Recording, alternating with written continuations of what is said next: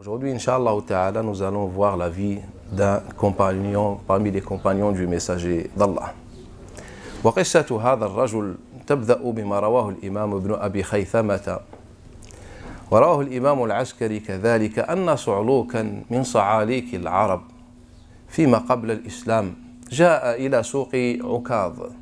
هذا الصعلوك عند العرب هو الإنسان الذي لا يجد في الحياة، لا يعمل في الحياة، ليس له عيال يعولهم، وإنما هو كحال من لا مبتغى له ولا هدف في الحياة. كان هذا الصعلوك من صعاليك العرب جاء إلى مسجد أو جاء إلى سوق عكاظ. هذا السوق بين الطائف وبين مكة. إذا خرجت من الطائف وأنت متجه إلى مكة فإنك تمر بسوق عكاظ. كانت تجتمع فيه العرب يومئذ.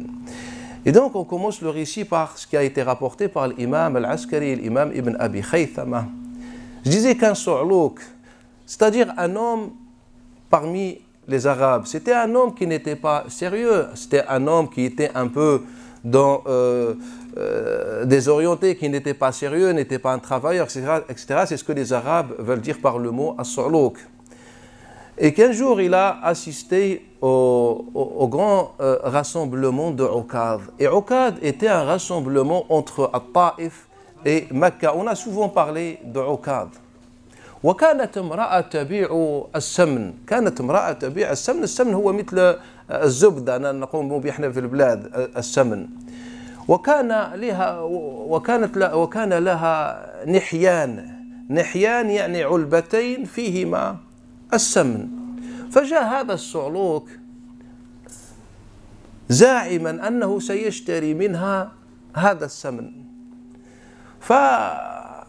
فتناول بيده نحيا ففتحه وأعطاها الوكاء والغلاف. قال شد الغلاف، فشدته بيد ثم تذوق السمن، ثم أخذ النحي الثاني ففتحه وأعطاها الغلاف والوكاء ثم تذوق السمن، ثم قال شد النحيين، ثم أعطاها. كانت تحمل في يدها الغلاف والوكاء ثم زادها النحيين، قال شدهما، الآن شد كلا النحيين. قال لما شدت وحملت بيدها وشغلت يديها بالنحيين قام هذا الصعلوك بتقبيلها، قبلها ثم هرب. فكانت العرب تقول أنكح من ذي النحيين وأشغل من ذي النحيين. فصار هذا مثل تضربه العرب. هذا الرجل هو خوات بن جبير الذي سيصير من بعد من كبار صحابة رسول الله صلى الله عليه وآله وسلم.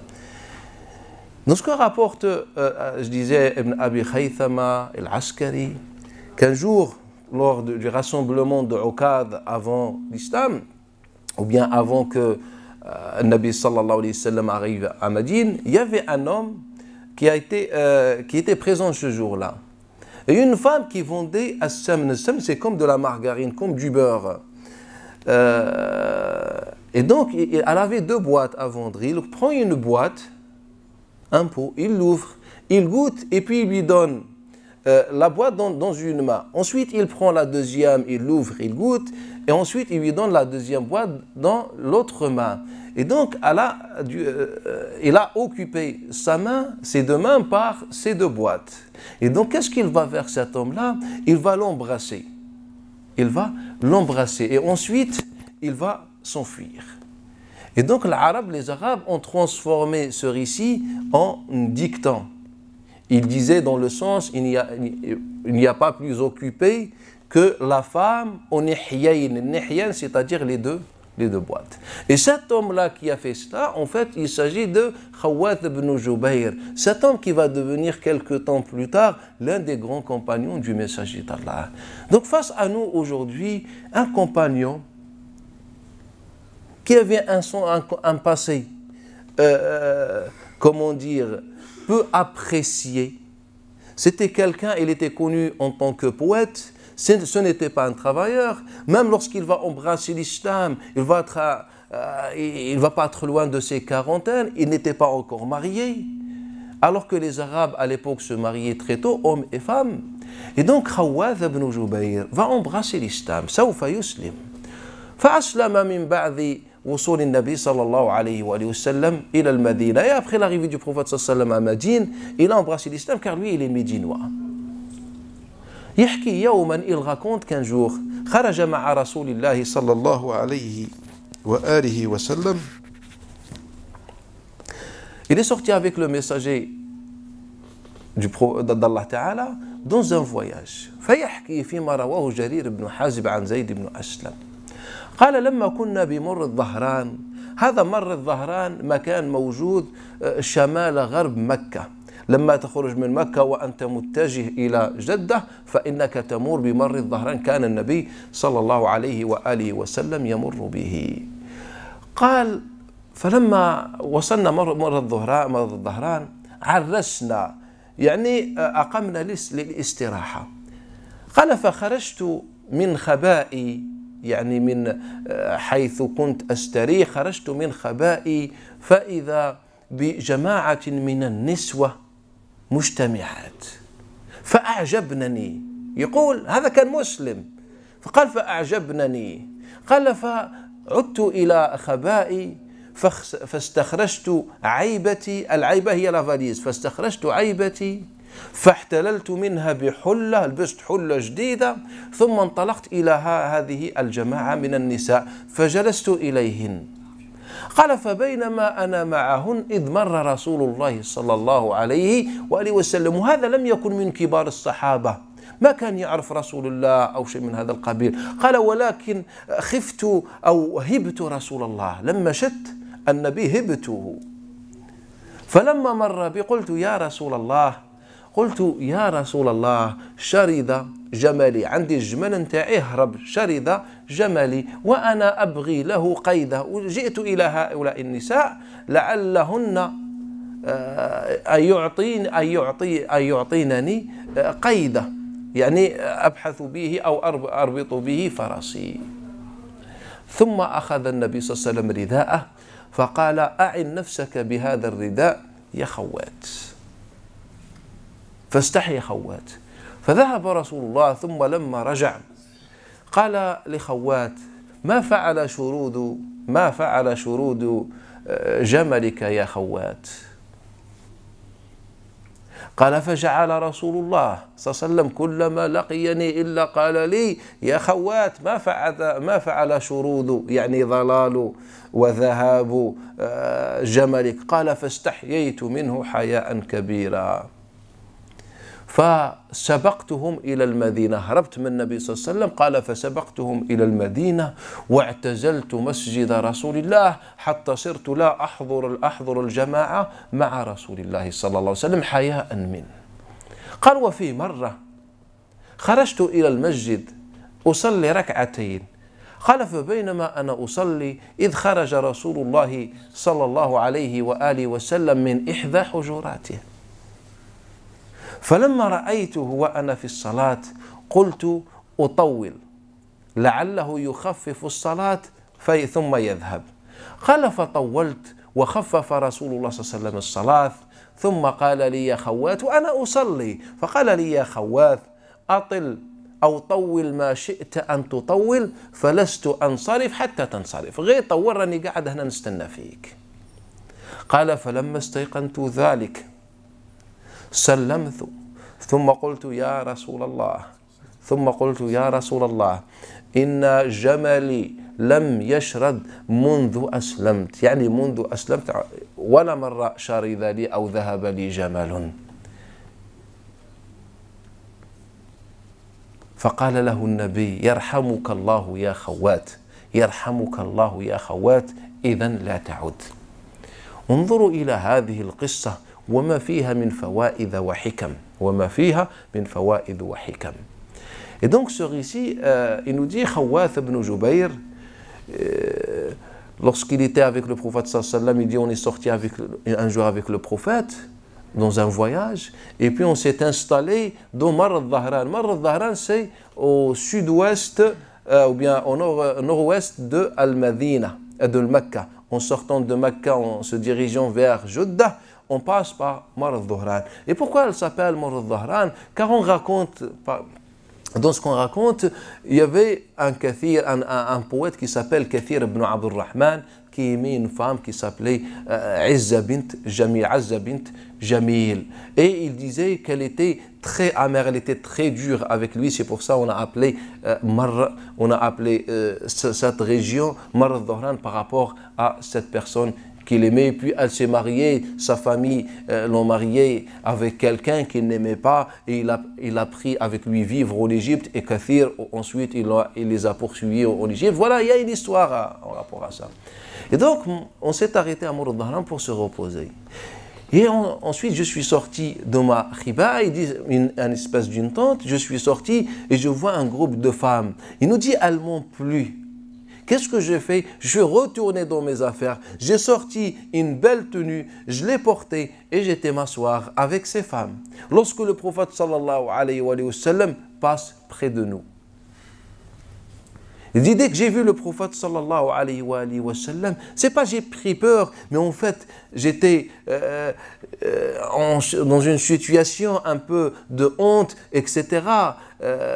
Tellement je respectais le messager d'Allah. Et là le prophète sallallahu alayhi wa sallam, dès qu'il arrive, il nous dit cet homme, je lui dis, Ya Rasulallah, en fait mon chameau s'est égaré. C'est pour ça je suis là en train de chercher une corde, c'est ce que je demandais à ces femmes.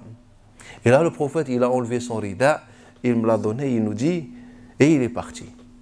Et il revient plus tard et il me dit, Ya Khawat, alors l'égarement de ton chameau, il est revenu ton chameau? Ma fa'ala shurudu jamalik. Et ensuite, il nous dit, à chaque fois, le Nabi sallallahu alayhi wa sallam me croisait pendant le voyage, il me disait, Ya Khawat, alors l'égarement de ton chameau. Et dès j'en pouvais plus, et j'ai décidé de rentrer avant as-sahaba, les compagnons, avant le messager d'Allah à Médine. Donc je suis rentré. Et j'ai arrêté de fréquenter la mosquée. Et je ne faisais plus les prières dans la mosquée, par pudeur, pour ne pas croiser le messager d'Allah. À chaque fois, il va me dire, alors le chameau, qu'est-ce qu'il a fait le chameau? Et Nabi sallallahu alayhi wa sallam savait que ce n'était pas vrai, savait que cet homme avait menti. Mais le Nabi sallallahu alayhi wa sallam va nous enseigner comment enseigner et éduquer ceux qui commettent les erreurs. Il nous dit quelque temps plus tard, je décide de retourner à la mosquée.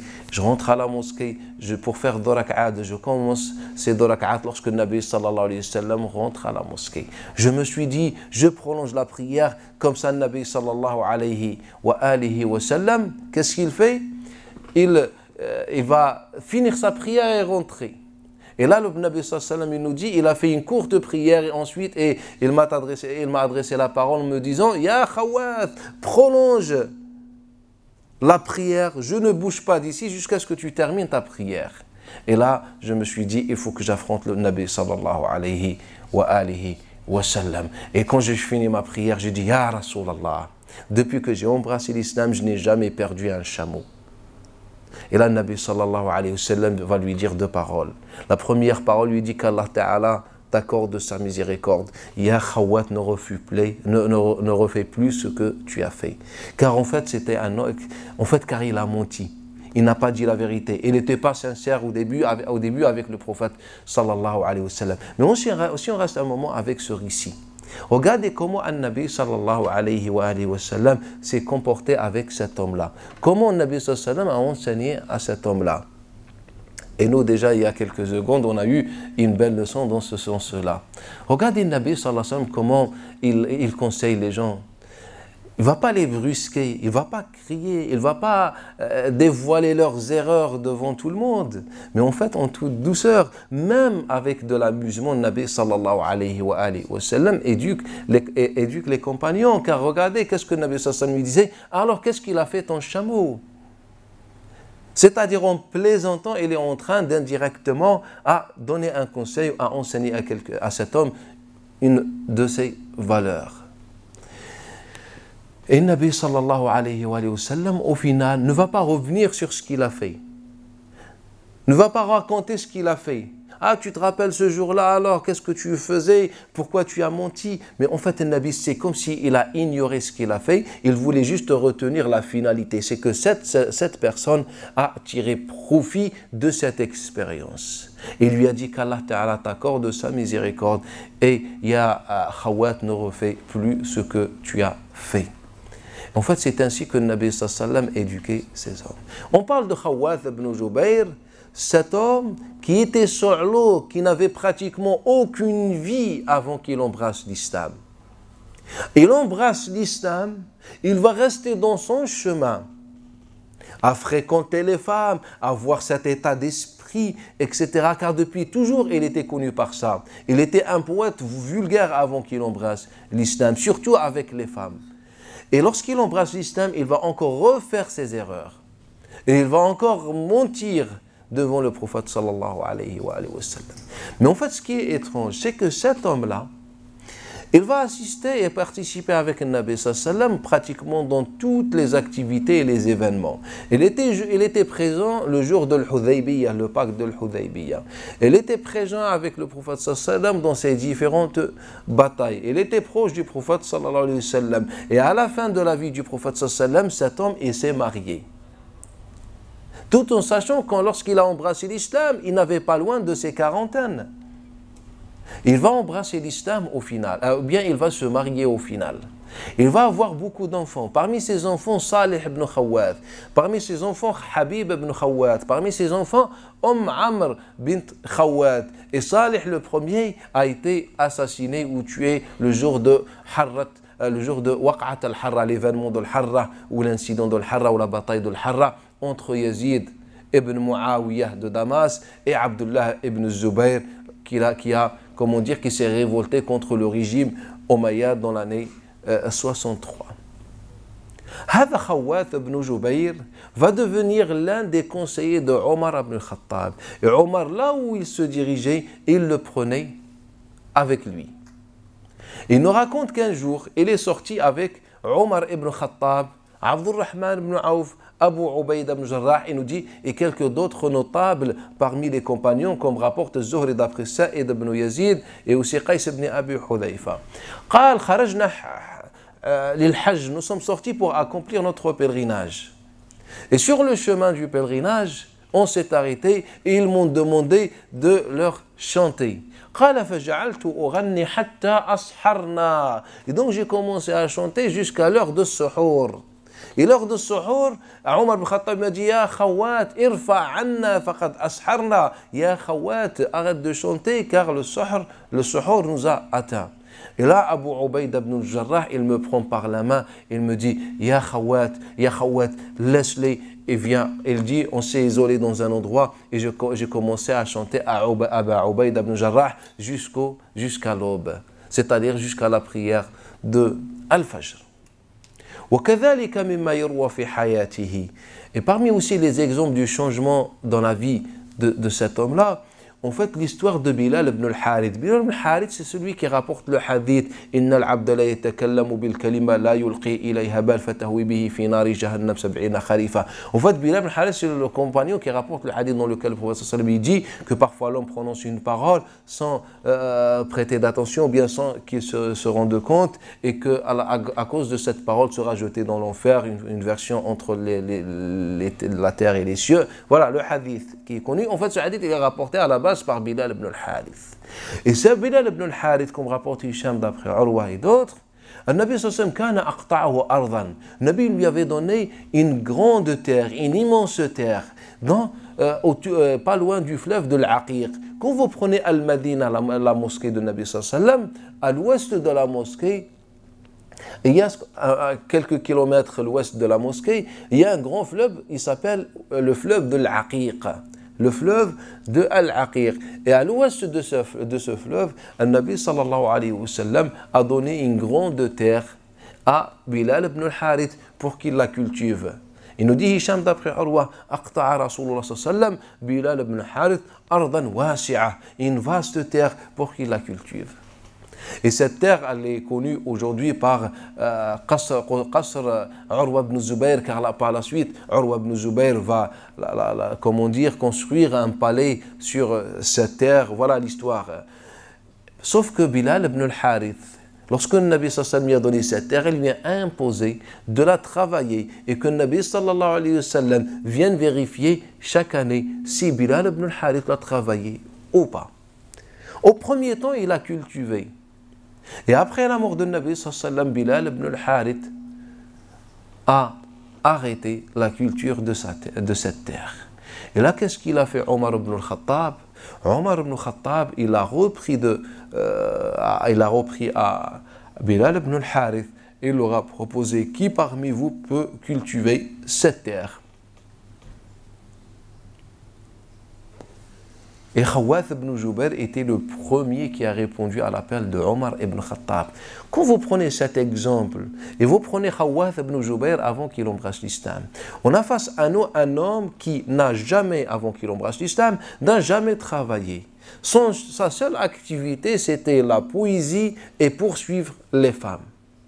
Et là, on a face à nous, suite à l'enseignement de Nabi sallallahu alayhi wa sallam, un homme qui est présent le jour de l'Hudaybiyah, un homme qui assiste avec le prophète sallallahu alayhi wa sallam dans les différents événements, un homme qui est un conseiller de Omar ibn Khattab, tout en gardant sa propre personnalité. L'islam ne l'a pas arraché de son vécu, de son passé. Il restait toujours dans la poésie et dans les chants.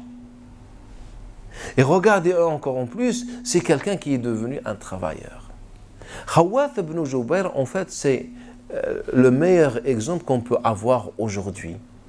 Il y a beaucoup parmi nous qui peut-être n'avaient pas de chance dans la vie. Ils ont commencé cette vie par un égarement, par je ne sais pas. Ils ont oublié leurs devoirs, ils ont oublié leur spiritualité, ils ont oublié leur religion. Mais en fait, peut-être ils ont pu suivre par exemple le chemin de Khawath ibn Jubair et regardez comment Allah Ta'ala a transformé cet homme, comment il était avant qu'il embrasse l'islam et comment il est devenu après avoir embrassé l'islam. Et cet homme, il va mourir environ l'année 40, c'est-à-dire juste quelques temps après l'assassinat de Ali ibn Abi Talib radiyallahu anhu wa arda. Donc je voulais partager avec vous l'histoire de Khawath ibn Jubair. Inch'Allah ta'ala, peut-être prochainement on aura le temps de développer encore plus et parler encore plus des détails de la vie de Khawath ابن جبير. أقول هذا الكلام واستغفر الله لكم فاستغفروه. اللهم اجعلنا من الذين يستمعون قولا فيتبعون أحسنه. اللهم اجعلنا من الذين يستمعون قولا فيتبعون أحسنه. اللهم وفقنا لما تحب وترضاه. اللهم وفقنا لما تحب وترضاه. اللهم اهدنا اللهم اهدنا اللهم اهدنا آمين آمين. وصل اللهم على رسولك الكريم والحمد لله رب العالمين وبارك الله.